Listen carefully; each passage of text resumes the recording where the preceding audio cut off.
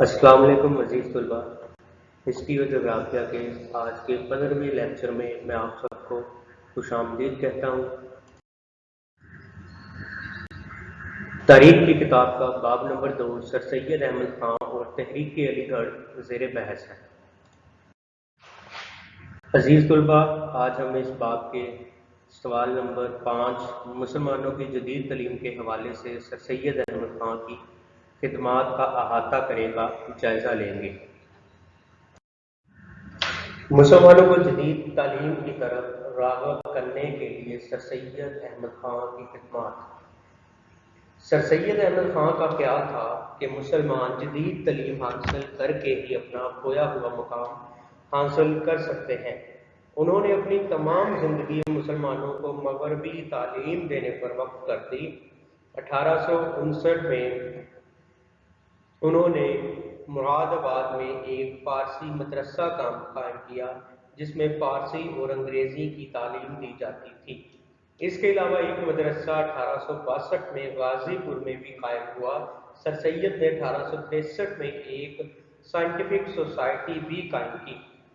اس میں ہندو بھی آپ کے ساتھ تعاون کرتے تھے، جس میں راجہ جے کشن کا نام قابل ذکر ہے۔ سائنٹیفک سوسائٹی کے تحت آپ نے انگریزی زبان میں لکھی گئی بعض کتابوں کا اردو ترجمہ بھی چھپوایا۔ تو یہاں تک بچے پڑھنے کے بعد ہمیں اس بات کا علم ہوتا ہے کہ 1857 کی جنگ آزادی کے بعد جب مسلمان اپنا مقام جو ہے وہ کھو چکے تھے، انگریزوں کی نظر میں مسلمان جو ہے وہ بری طرح سے جو ہے وہ ایک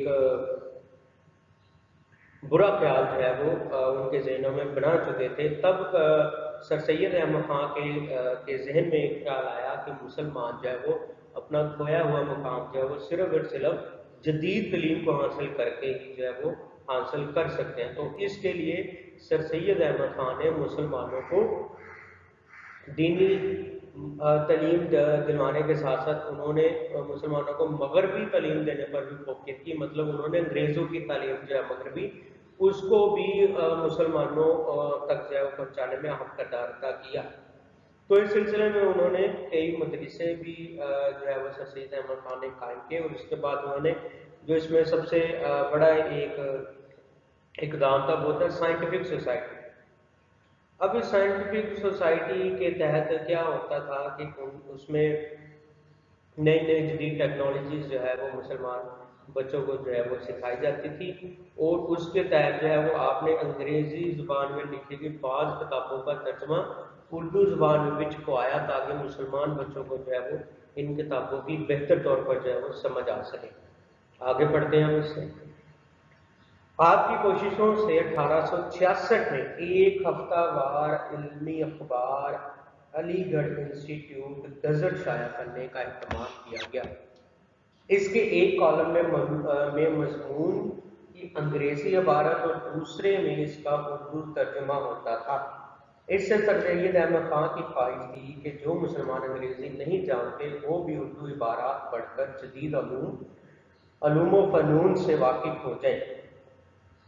جی، تو اس کے بعد انہوں نے کیا کیا، سر سید احمد خان نے 1866 میں انہوں نے ایک ہفتہ وار جو ہے وہ علمی اخبار جس کا نام جو ہے وہ علی گڑھ انسٹیٹیوٹ گزٹ جو ہے وہ شائع کروایا، اور اس میں کیا ہوتا تھا، اس میں زیادہ تر جو ہے وہ مکالم انگریزی زبان میں ہوتے تھے، تو اس کو سمجھانے کے لیے جو ہے وہ انہوں نے دوسری کے اپوزٹ جو ہے وہ دوسری جانب ایک اردو کا کالم بھی جو ہے وہ ہوتا ابھی چھپایا گیا تھا، جو اسی کالم کا ترجمہ ہوتا تھا اردو زبان میں، تاکہ وہ مسلمان جو انگریزی زبان نہیں جانتے تو وہ بھی جو ہے وہ اس کالم کا اردو میں ترجمہ پڑھ کے اس کالم کو سمجھ سکیں۔ سر سید احمد خان نے 24 مئی 1875 کو MAO ہائی اسکول کی بنیاد رکھی اور مولوی سمیع اللہ کو اس اسکول کا ناظم مقرر کیا۔ اس کے بعد اسی اسکول کو 8 جنوری 1887 کو یعنی 2 سال کے بعد کالج کا درجہ دے دیا گیا۔ سر سید جولائی 1876 کو ملازمت سے ریٹائر ہو گئے اور پھر خود ہی کالج کی ذمہ داری سنبھال لی۔ हुकूमत ने कॉलेज की तामीर के लिए 74 एकड़ जमीन भी दी। ये कॉलेज मुसलमानों में बहुत मकबूल हुआ। बाद में पंजाब, सिंध और सरहद खैबर पख्तूनख्वा में भी इसी तर्ज पर तालीमी इदारे कायम हुए। 1920 में इस कॉलेज को यूनिवर्सिटी का दर्जा दे दिया गया।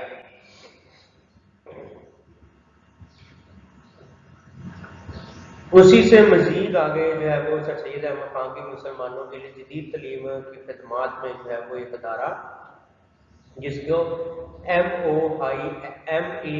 हाई स्कूल कहा जाता था, जिसका नाज़म जो है वो मौलवी समीउल्लाह को जो है वो मुकर्रर किया गया था। इसके ठीक 2 साल बाद 8 जनवरी 1870 को जो है वो इसी स्कूल को जो है वो कॉलेज का दर्जा दे दिया गया।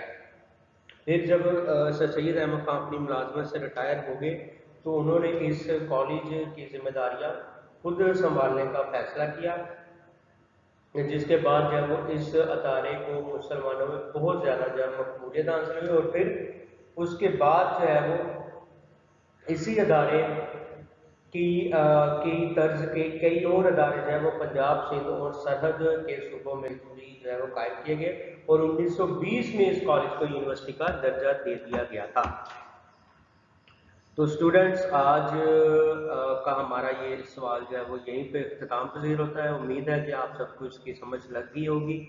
तो बच्चे, इसको आपने पढ़ लेना है, समझ लेना है, याद कर लेना है और इसको आपने नीट नोटबुक्स पे लिख लेना है। जिन बच्चों को लिखने के लिए मुश्किल हो रही है, मतलब सवाल जो है वो उनको ज़्यादा बड़ा लग रहा है, उनके लिए ये है कि आप इसको मुख्तसर करके लिख सकते हैं। मुख्तसर हमने कैसे करना है कि इस सवाल की जो मेन बातें हैं, जो मेन पॉइंट्स हैं, आपने उसको लिख लेना है। ठीक है, तो अपना बच्चे बहुत ख्याल रखिएगा। इंशाअल्लाह अपने अगले लेक्चर में जो है वो आपसे फिर जो है वो बातचीत का सिलसिला यूं ही जारी रहेगा। सवाल जवाब भी होंगे इंशाअल्लाह। अपना बहुत ख्याल रखिएगा बच्चे। अल्लाह हाफिज़।